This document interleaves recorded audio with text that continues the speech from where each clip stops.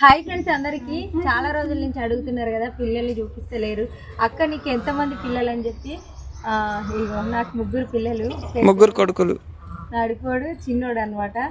ఈ చిన్నోడు అంటే అప్పుడప్పుడు వీడియోలలో కనిపిస్తాడు కానీ ఇంకిద్దరు అయితే కనిపించరు.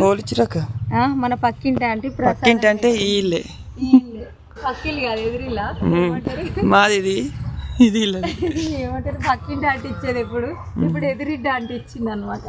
ప్రసాదం ఇంకటి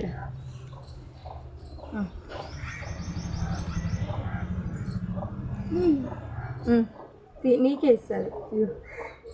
ముగ్గురికి వచ్చినాయి. మనం దేవుని దగ్గర ఒక ముందుకే ప్రసాదం మన ఇంటికి వచ్చింది. చాలా అదృష్టం ఉండాలి.